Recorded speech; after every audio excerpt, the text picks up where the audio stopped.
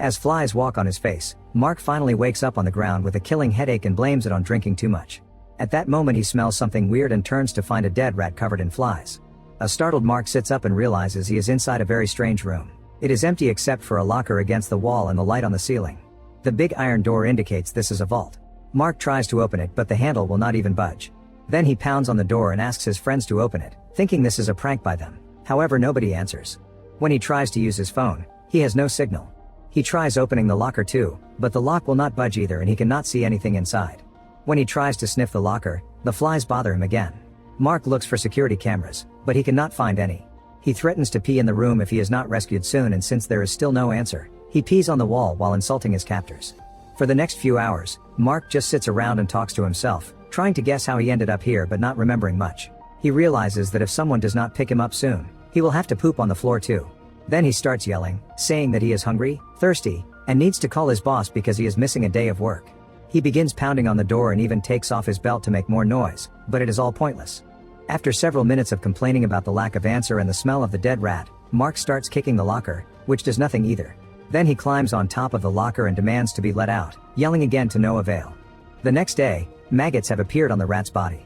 Mark has slept on the floor again and wakes up to notice nothing has changed. He checks his phone and when he accidentally drops it, it breaks. It was not useful anyway since he still has no signal.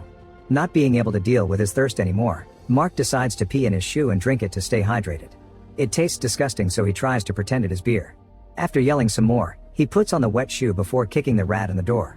Then he hits the light and notices something inside it. He hits it harder to make it fall and finds a key. Mark is scared of what he may find but he still opens the locker, revealing 2 gas canisters and some tools. First Mark uses the hammer and chisel on the door, which ruins the paint but does not even dent the metal. Next he struggles with the canisters until a tool helps him open them. Putting all the equipment together takes a while because he is not familiar with it, but eventually he manages to make it work and now he has a functioning blowtorch. He immediately turns the flame towards the sprinkler on the ceiling but nothing happens. Afterward Mark uses the blowtorch on the door. It creates a burnt mark on the metal but it will not break it. He tries hitting the burnt area with the hammer, however it is pointless too. Furious, Mark throws the locker on the floor and hits it for a while. Then he climbs on it to reach the sprinkler and breaks it with the hammer. For the next few minutes, Mark takes out his anger on every object he can reach until everything is in pieces.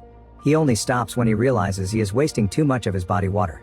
Sitting on the floor, he starts going through the things he knows about his current situation and concludes that someone wants to kill him very slowly while watching him suffer.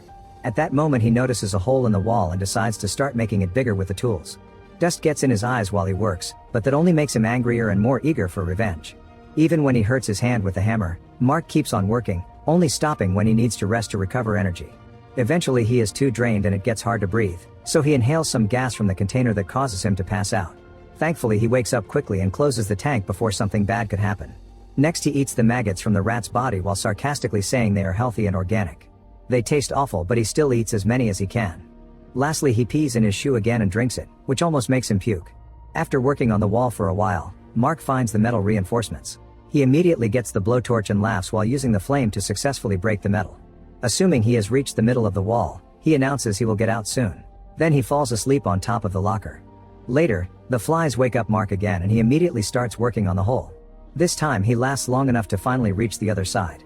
Nobody answers when he talks so he keeps working until the hole is big enough to push his body through. After lots of struggle, he reaches the other room and is devastated to find a vault just like his. This door will not open either and he pounds on it with great fury. When Mark turns around, he notices a fallen lamp, a coffin, and a chain hanging from the ceiling. Pulling this chain turns on a light. Worried about the possible contents of the coffin, Mark reaches through the hole to get his chisel in case he needs a weapon. Then he opens the coffin and finds a sleeping woman in it. He pokes her a few times and nothing happens, but after a second she wakes up screaming. The woman panics because she thinks Mark wants to hurt her and rushes to the door while speaking a language he does not understand. Since the door will not open, the woman goes to the other vault through the hole. Mark tries to follow her and says it is alright, but this makes her scream even more so he stays behind.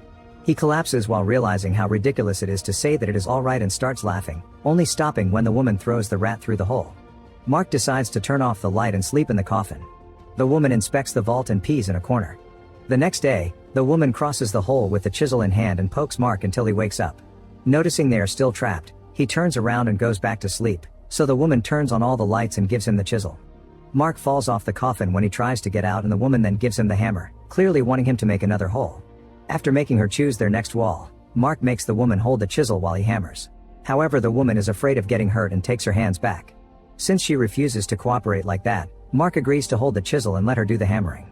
The woman does not hit strong enough and the wall does not even have a scratch, so Mark has no choice but to do it all himself again. Whenever he takes a break, she tries to do a little bit of work too, only to hurt her hand. Mark keeps wondering who put him here while watching her, and starts getting attracted to her. Suddenly the woman runs to the other room to pee and Mark follows her, so she grabs a glass shard to defend herself because she thinks he wants to abuse her. He throws one of his shoes at her and using gestures, he asks her to pee in it so he can drink it. At first the woman refuses, so he yells at her until she changes her mind. She makes him turn around before relieving herself and hands him back the shoe. Afterward, Mark drinks her pee and leaves a bit for her so she can stay hydrated too. He also eats some maggots and tries to share them, but she turns him down. When Mark starts considering eating the rat, the woman stops him, since that would make him sick instead of actually helping him. Later, while Mark works, the woman talks about her home life in Africa and cries, but he still cannot understand her. Desperate to distract her, Mark starts singing rather badly, and the woman laughs. He asks her to sing too and she shares a traditional song in her lovely voice. She pounds on the wall to guide the rhythm and Mark starts hammering to the same tempo. This distracts him and he ends up hammering his hand. Noticing that he is bleeding, the woman breaks some fabric from her hat and bandages his hand. Now Mark has no choice but to hold the chisel and let her hammer. Even though she is very slow, she accidentally hits his hand anyway. However, he says it is fine and makes her keep going. Suddenly the handle on the door moves. The woman rushes to open it to no avail. Mark follows her to try too, but it does not work either. He pounds on the door as he yells for help and the woman cries. Refusing to give up, Mark goes back to the wall and makes the woman start hammering again. At that moment the door handle moves again and the woman rushes to open it, however it still does not budge. A furious Mark threatens to torture and kill their captors one day before the duo gets back to work. As soon as the woman starts hammering, the door handle moves again. Mark points out that it is a trap and makes her ignore it. The more they hammer, the more the door handle moves, and it only stops if they turn around. Once they realize this, the duo starts moving toward the door but they walk backwards so they do not look at it. This time they manage to open the door and enter the other room, which is also a vault. Here they find an open grave, a red tombstone with no inscription, and a fallen chandelier. Mark checks the grave but finds nothing inside, so he assumes it is for them. They decide to keep digging inside the grave and the woman hopes that the turning around trick will work again. However, as they start digging, the door stays the same. After many hours of digging, Mark collapses with a light fever. He furiously starts yelling insults at their captors and wonders if they want him to eat the woman. She thinks she is about to die, but Mark swears he will never do such a horrible thing and has a breakdown. Then the woman pulls at his arm and when he refuses to move, she slaps him. Mark does not have the strength to stand up, so the woman keeps kicking him and pulling his arms until she can push him out of the hole. Now it is her turn to have a breakdown, but unlike Mark, she yells at God instead of their captors. Then she puts her tears in Mark's mouth to hydrate him. Getting desperate, she undresses Mark and they end up getting naughty on the floor. After a good nap, Mark wakes up next to his partner instead of Flies. He crawls to the coffin to tear off the upholstery and puts it on top of the woman as a blanket before falling asleep again. Moments later, the door handle starts rotating and Mark quickly wakes the woman up so they can move. They're both very weak and can barely stand, but they offer each other support to move backwards without looking at the door.